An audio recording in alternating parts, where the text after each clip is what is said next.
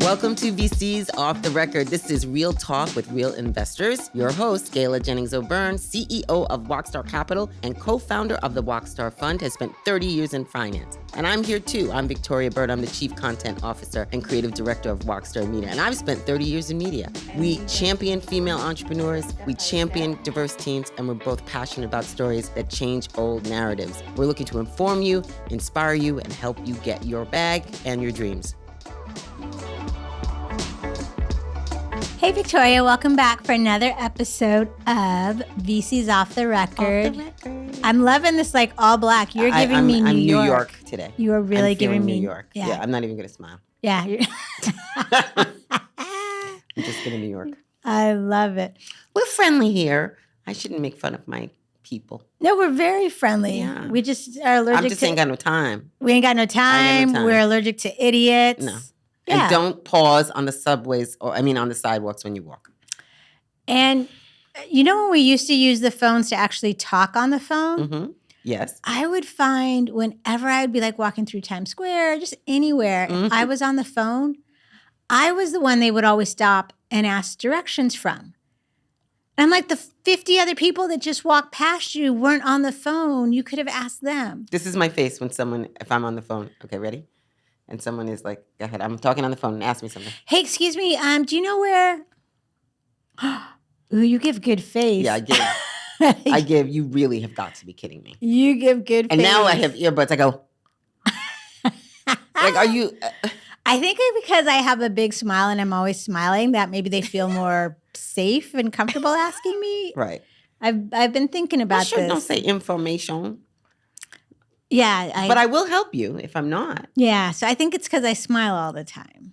But you know what? People also say hello a lot because I think because I'm smiling and I'm like smiling hello. I walk in the morning and I realize I like walking in the morning, because I like walking in the morning, but I also like it because good morning is all you need to say to people. It's like a very easy greeting. My gosh.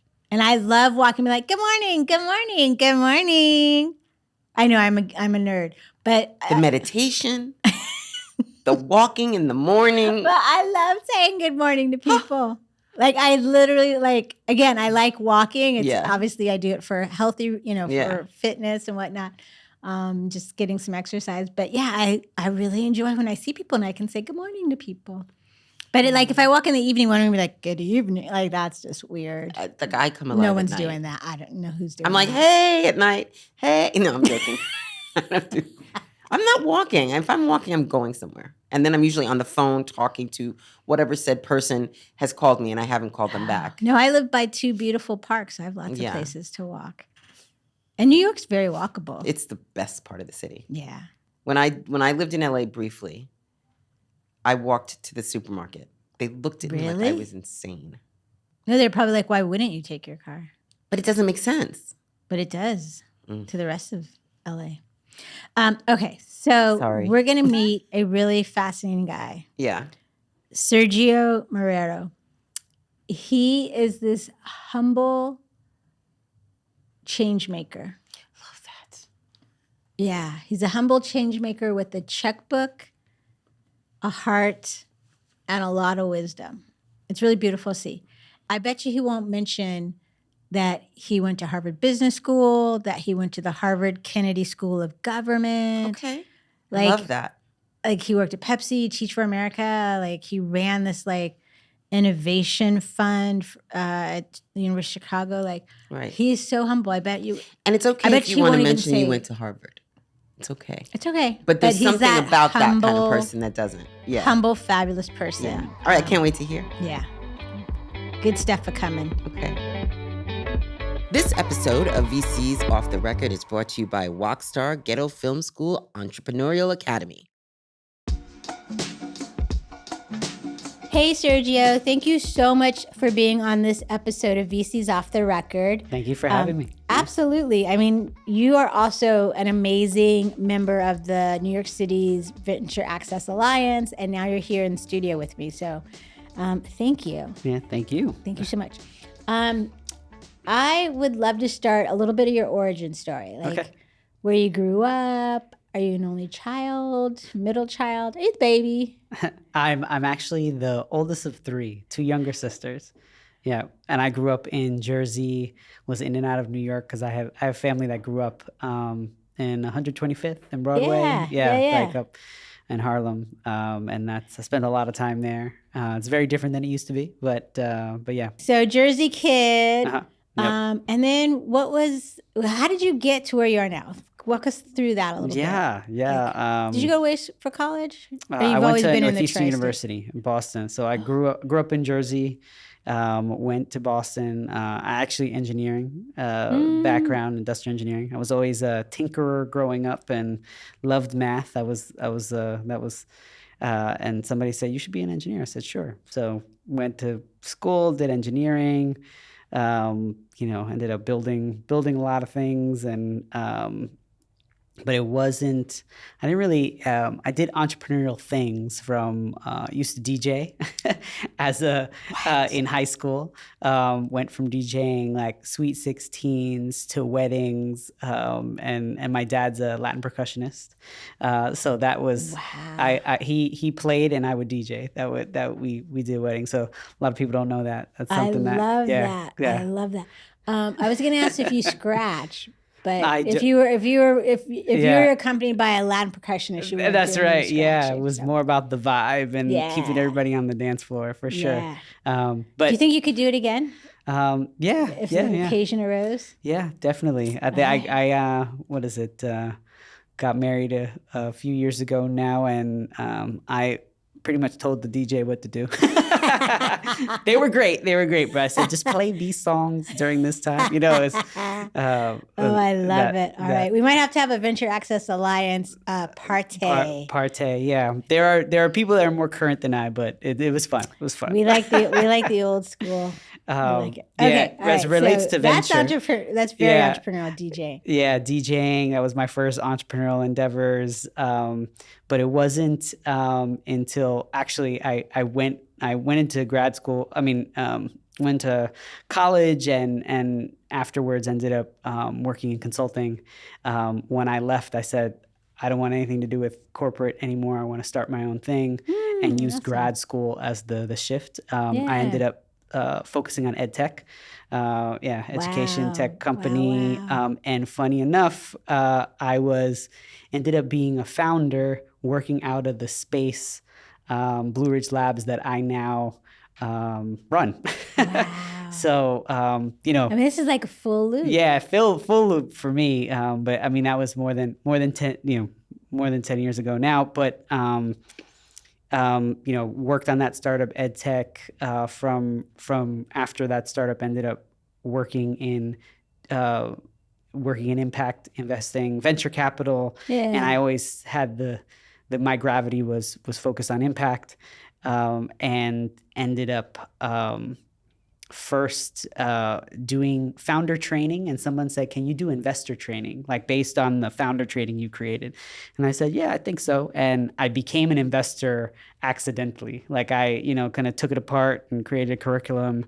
And after doing a lot of investor training, I ended up I was like, I could do this, as myself. I started raising a fund, ran a syndicate called Rebel One, focused on underrepresented founders and investors. It was like both sides of the table. And while I was raising, University of Chicago had an innovation fund. They were looking for someone to lead that fund. I said, sure, I'll do it. And they liked that I also taught. So I taught MBA students and helped make investments, commercializing technology out of the university. So that's like... What a cool combo. Yeah, it was like what is it? It only makes sense looking backwards, but I was there for a few years and helped them lay the foundation for their new fund now. And then there was this role at the Robin Hood Foundation to run their innovation lab, also both me and my wife wanted to come back to. We were in Chicago, wanted to come back. Very cold. It definitely cold, but it was cool because we were not that far from like Obama's library, like where they laid the groundwork. Like it's not open yet, but we were about a half a mile from there. Very much enjoyed Chicago, but our family's here, and we're getting ready to grow our family, and came back to New York. And then this role came up, and I said, I remember this place. I could do this. It required, we'd happy to share more, but it was much more impact centered. That's where I wanted to be. It was doing impact investing, focused on New York and low income communities. So I was like, I can't turn this down. I gotta. No, it's right in your wheelhouse. Go back. So and your passion house too. That's it. So what exactly does Blue Ridge Labs do, and how does one get involved in the programming that happens at the lab? Yeah, absolutely. And it's a beautiful space, by the way. Oh, I'm glad glad you enjoyed it. Thank you for the energy hosting. there. Yeah, because you were an amazing host for a Venture Access Alliance happy hour. Which was fabulous. Yeah. But the energy, not just because it was happy hour, but the energy of the companies there is really, it's tangible. Like you can almost touch it. There are, I don't know any other place in the world that you're walking around the labs, and I say you can close your eyes and and point to someone, and that person is working on a technology product that's trying to change the system, that's trying to help low-income communities in some way. And then everybody's working on a different piece of that problem. Yeah, well, there's definitely a vibration. There's something special about that. I always tell folks they come for the check and then they stay for the community, and that's what happens at Blue Ridge Labs. But I love it. Okay, so tell me about the check and the community. Yes, I'll say. So Blue Ridge Labs, for those that don't know, we're part of the Robin Hood Foundation. Robin Hood has been in New York for over 35 years. They have fundraised and deployed over $3 billion focused on... Is it $3 billion $3 billion over that time frame, yeah. And from everything to, in all different areas, from healthcare to education to, financial empowerment, workforce development. Yeah. And we are... in the 100+ person organization, we are a smaller team of 4 that we actually have the separate location in Brooklyn that focuses on the earliest stage startups, so for-profit and nonprofit, that are again addressing economic mobility for low-income communities. So.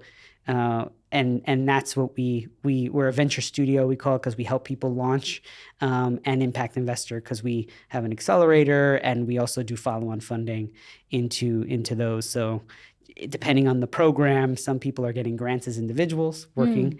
And then, if you are in Catalyst, which is our accelerator, or follow-on fund, checks range anywhere from, the lower side is, $60K all the way up to $250K. Nice. That's depending amazing. on the program. But those 3, the EIR program that helps people go from 0 to MVP. And when you say EIR, are you using the same way? Entrepreneur and resident. And residence? Yep. Okay. Yeah, great question. All right, just want to make sure our audience caught that.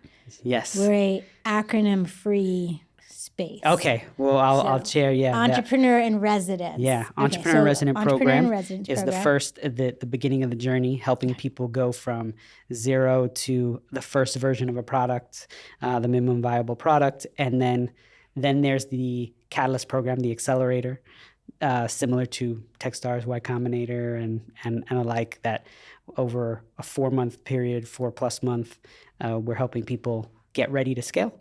And then the follow-on fund will double down on alumni and say, hey, that are in the scale phase, they found product market fit. There's evidence of that, and they're looking to expand their reach and impact. Gotcha.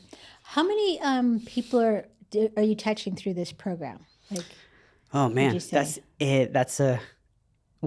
If I look or back, companies, maybe companies. Yeah, if I do companies, so that's what I say. I can answer it in different ways. So we've had, not including this current class that's about to a cohort of entrepreneurs in resident that's finishing, we've had 51 companies. About half has been nonprofit, half for-profit. Oh, I love that. Yep. And we've had larger companies such as Propel, used to be providers, that you can look up your SNAP benefits nationally. Like 5 million people use that today.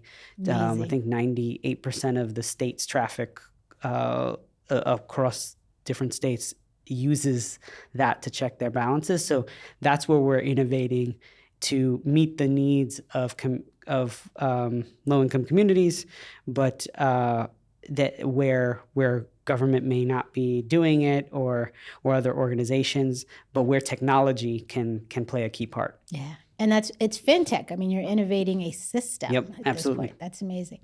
So that leads me to my next question then, and I'm going to ask it a different way. Mm-hmm. Not what things do you look for when you invest, mm-hmm.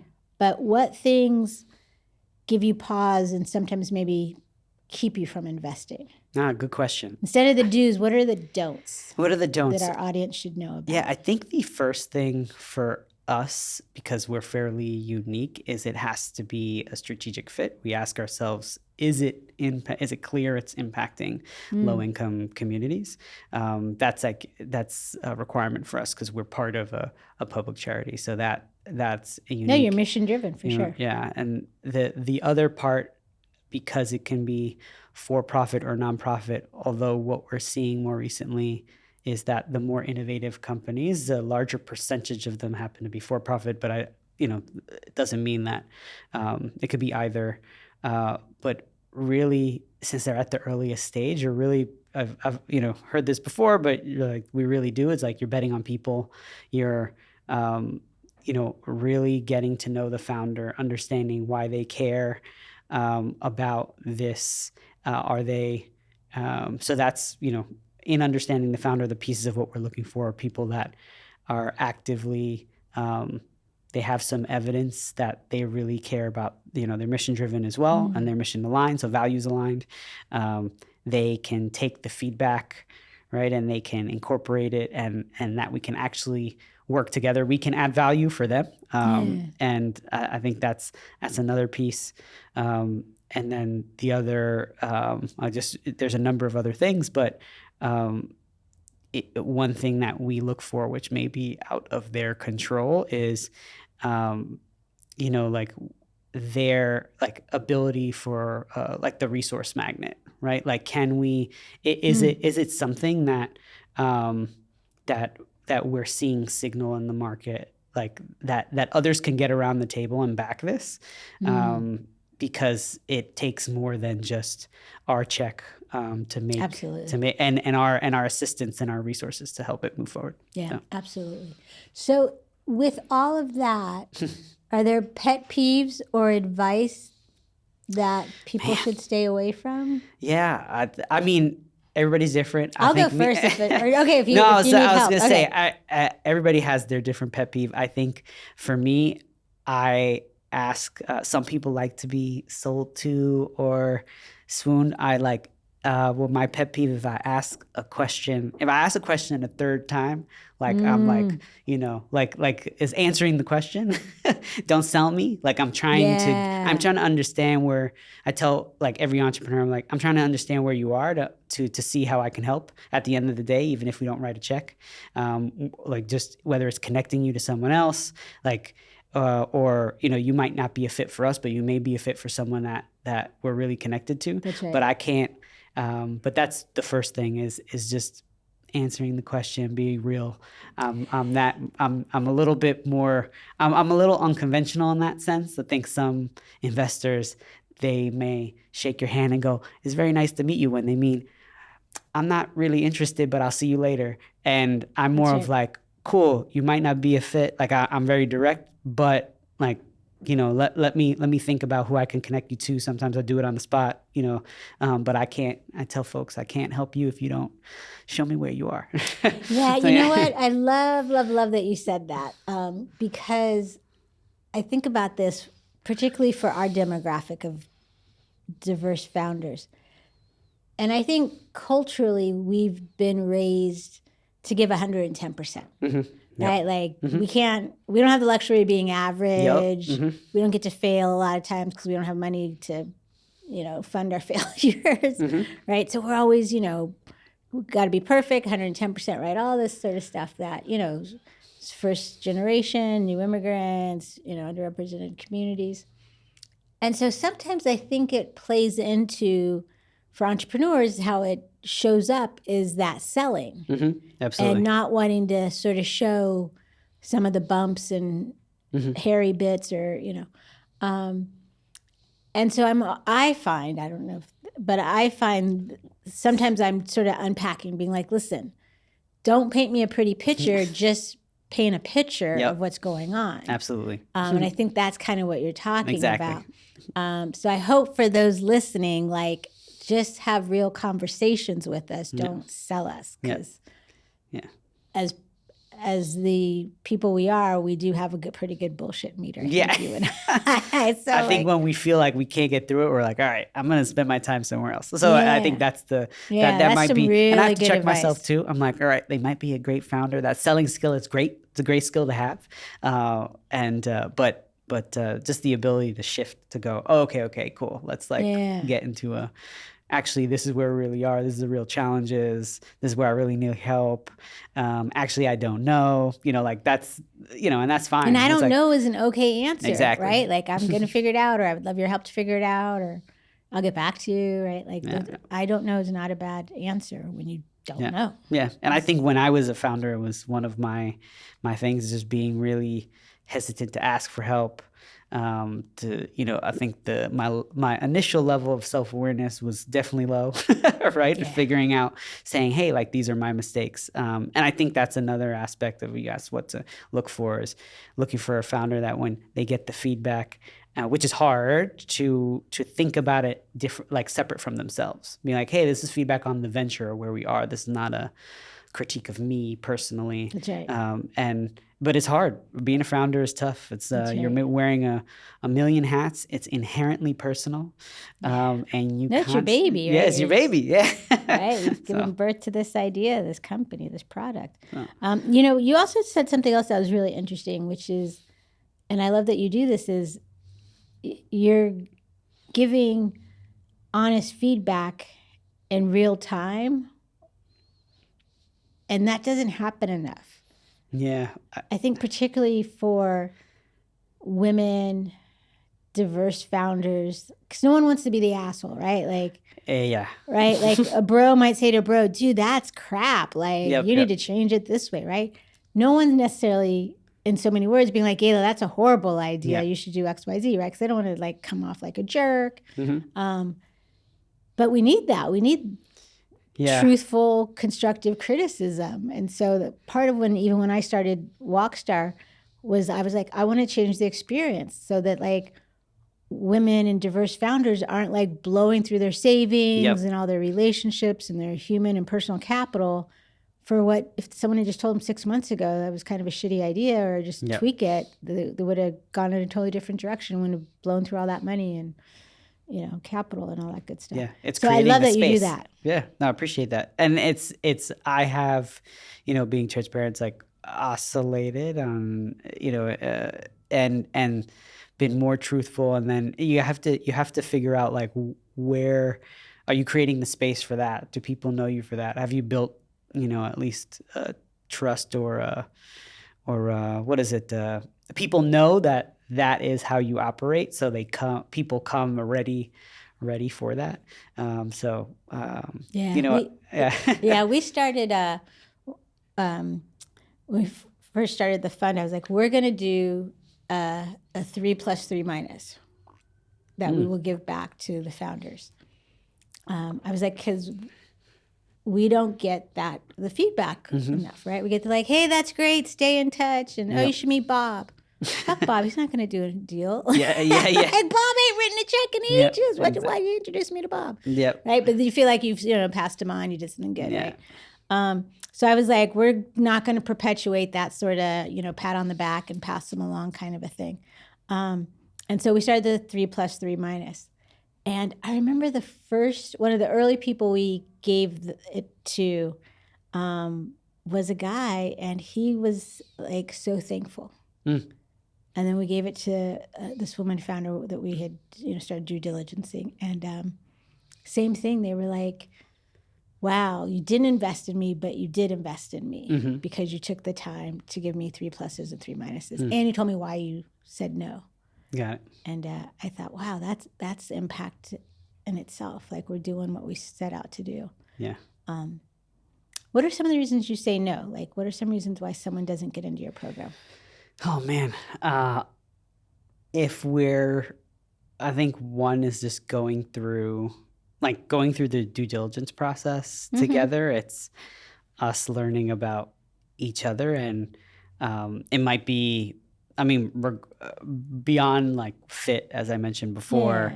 If they are a great fit and and I'm just like, hey, I want to back you. I want you to be a part of it. The other reasons, like, have said no. I was gonna say, it's like at a later stage, might be, man, it's just like, what's one? it's just like different things, but it really does come down to, like, can you work together is one piece of it, and then the other question we ask is, can we really add value? Is it just a check? Like, is there more here? Yeah, I love that. I love that. Yeah, so if you can't add value, it's probably not the. Yeah, it's like, all right, like, we can be more useful to it, because it's not only like, can we be useful, but also what we find is that the portfolio of companies can be useful to each other. Like, there's such power in bringing them together. So you're really doing portfolio construction to see that everyone can work together in the community that you're building. Yeah, and they give each other feedback. I mean, it's definitely more, as we talk about the space and getting people into that space for different events or whatnot, and even the digital space, like the Slack, it's community, that the feedback they give each other is what helps them propel. I always say that their collective feedback is much more valuable than my opinion. So that's they, because they're drawing on different experiences. Exactly. That's powerful in itself, for sure. So speaking of community, last couple of questions. I know you got a busy day. Where do you hang out when you're not in the Blue Ridge Lab Blue Ridge Labs. Yeah. Good question. Where else? Because everyone comes to you guys. I mean, you guys have so many great events. We're going to post them for our listeners and our viewers. Awesome. Because you guys have amazing stuff. So if you guys aren't familiar with what Sergio and the team do over there, we will make sure everyone does know, because it's a lot of great community building stuff. But where do you hang out when you're not hanging out? Yeah, I have a 1+ year old. So usually with her and my wife, we're live in Bed-Stuy. So whether it's taking her for a walk, that might be one, or going somewhere with her and my wife, that's where we hang, or I might be going for a run around Prospect Park. Oh, very cool. So very yeah. Cool. Ever thought of doing a marathon? I just did my first marathon with the Robin Hood Foundation. I did. That's amazing. I did the New York Marathon. Wow. Yeah, that was unbelievable. Wow. Okay, I had mad respect for you before, but that's amazing. Totally off topic. What did you think about as you're running? Like, are you what's going through your head? Oh, man, that's a lot of time. Just like, yeah. You're like, so I listen to audiobooks when I run, but during the marathon specifically, I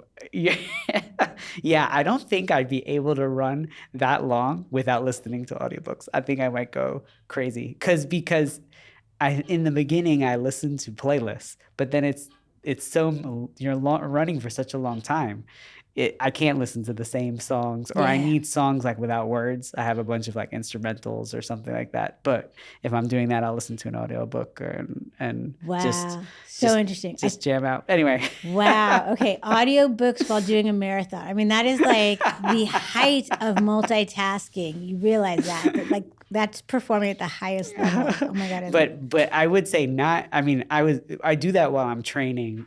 During the marathon, running around New York, I mean, it's the energy is amazing. Yeah. People playing on the street and people cheering you on that don't know you. I used to work one of the water stations. Oh, amazing! That's unbelievable. That's great. Thank you. It's like you're just running, and I don't know. There's a great energy because there's fans the whole way. Yeah, I did a triathlon, and same thing. It was just like people were just clapping and like cheering you on. It just like gave you energy. Like, so actually, I don't know that I thought about anything. I think I was just like waving back. It sounds so narcissistic, but I was just like, it was just really cool going through these streets of Florida and like people cheering you on and you waving back and then like stopping to get water. I mean, that's what gives you the energy to keep going, for sure. Exactly. Yeah. I ate so much on it. There was like protein pops and granola bars the whole way. That's funny. I'm so oversharing. Okay, so one of my questions is going to be what's something you're reading, but it sounds like maybe I should be saying what's something you just listened to. Yeah. On your audiobooks. Green Light. Green Lights, Matthew McConaughey. That's why I don't know it. He reads it, which I think is like more like it's like him reading his book. His life and stories from his life. It's about him. Yeah. I thought he was like going to be this like horror. No. Like rom-com writer. Okay. It's about him. Okay. Yeah. So and because he's an actor, it's like read in a very very engaging way.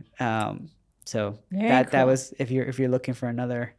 Was it like a beach read? Do I read it on the beach? You could. Yeah, okay. It's funny. Okay. It's funny. Okay. Yeah. All right, now Sergio. Non-startup. I love it. All right, last question. Because you know so many people, who is someone that that you could invite to be on this podcast that our viewers and audience should get to know? That's a good. Because you know everybody. I don't know if I know everybody. And you're in the VAA, so like that's a whole network right there. There's a bunch of people. Yes, I know. It's kind of a hard question because if you say one person, you don't say another, then it's like. No, I think I have. Teak. Teak is at. Have you? I don't think you've had him. I don't think I know Teak. I recommend. Teak's out. He's in Latitude Ventures. I'm happy to make an intro. We're gonna have to get Teak on here. Yeah. Next time, he's most. It's hard to get him out of the Bay, but he does come out of the Bay. Okay, we do virtual. We do virtual podcast episodes as well. He's great vibes, great people. Very cool. No, I'd love for our community to know him. And then one other that you had Jessica Salinas on? No. CEO of New Media Ventures. I keep hearing about her. You gotta. She's a humble and a beast. Yeah, I keep hearing about her. Okay, we're gonna make both of those happen. Yeah. I could keep going, but those are two that I think about. I love it. So, thank you so much. Yeah, thank you for having me. And thank you for what you're doing with the community. You said it early on how unique you guys are, and it really is true. Thank you. So thank you. Trying to make that difference. Huh? I love it. All righty, listeners. We'll talk again soon. Bye for now. This episode of VC's Off the Record is brought to you by WOCStar Ghetto Film School Entrepreneurial Academy. You were right. He didn't mention it. He said, I went to a school in Massachusetts. And I was like. And he said he worked with like a venture fund in Chicago, right? I was like, you humble pie. Humble pie. That's what we're going to call Sergio. Yeah. Humble pie. Impressive person. But think about how beautiful it was. A place where he had started his company.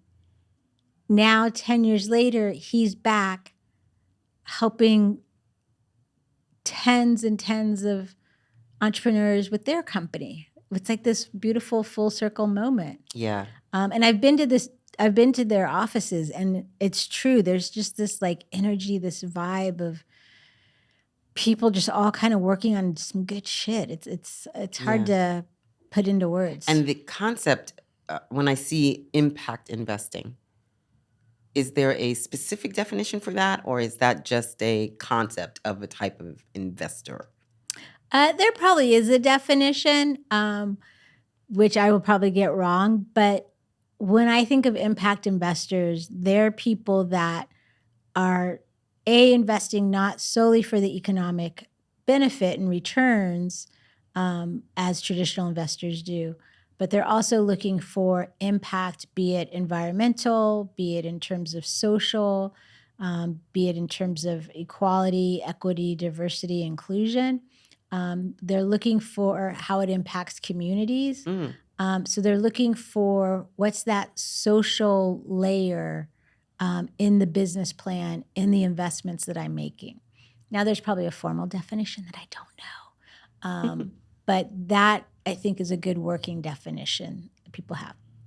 Now, the other side of impact is when I walk into a room and people are like, oh, have you met Gayla? She's an impact investor. And then here's Bob, he's a venture capitalist. And I'm like, what the hell? Right. Nowhere does this say, except for the fact that I'm Black and a woman, all of a sudden people think I'm an impact investor. And I'm like, interesting. I'm an investor. Right. I'm a venture capitalist. Right. I like money. I'm making money for my investors. Now, I can't not wake up and be impactful because I'm Black and a woman. Fabulous. Raising money and investing money in America. So just getting out of the damn bed every day is that's such an interesting. It's impactful. It's such an interesting point. But I'm not an impact investor. Let's be clear. I'm an right. investor. I think that even that concept. It's very interesting when people use the word impact investor versus venture capitalist. Very interesting.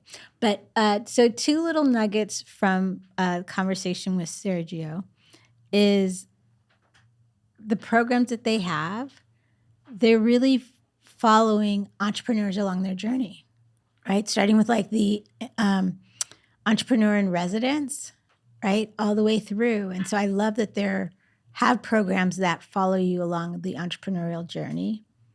And then I love that in many ways he's investing in people and teams and people that are, looking at like how to impact systems. And yet they can still do so, but it can be really rigorous technology, but it may have a real tangible impact. So I love that they do that. And what's also unique is that they work with both for-profit and not-for-profits. Yes, I noticed that. I did not know that. I noticed that. And I thought that was, can I be honest? Yeah. I was always confused when I was younger, let's say many, many years ago. I thought that a nonprofit meant they don't make any money. And that's not really true, right? That's not the point, right? It's just that that's not their purpose. Am I wrong about that? No, I mean, I think a lot of people... I am wrong or... No, you're not wrong. I think a lot of people think that. Okay. They are still in the business of generating income, creating value, but they don't distribute the profits in the same way that, say, a Google or a Uber or Chrysler do, right? And that those profits can be taken out of the business, dividends can be given to investors, there's stock that can be traded on, public exchanges. But they are operations that have to sustain themselves, right? They still have to meet their, payroll, right? Their expenses, right? So operationally, they have to be just as financially healthy and stable as a for-profit, but the distribution of that income looks different. You see, I learn something every day. I learn something every day. Every time we do this, I take notes. You do? I love that. I do. And I feel like it's making me smarter. I do too. And that's why I love these conversations. Okay, so here's my favorite thing that he said. Okay. I don't know is okay to say. I love that. I was like, I love that. hate it. I actually, when he said it, I So I said it to myself twice so I would remember it because It's very freeing. I don't understand something. Can you explain it? I get tripped up feeling like I always have to have an answer. I love that. So I love that he said it. Yeah. Good interview. I'm going to carry that with me this week. Me too. All right, listeners, viewers, carry that statement with you. It might serve you well that I don't know is an acceptable answer. Yeah. And in the meantime, stay fabulous, and we'll see you on another episode of VC's Off the Record real soon.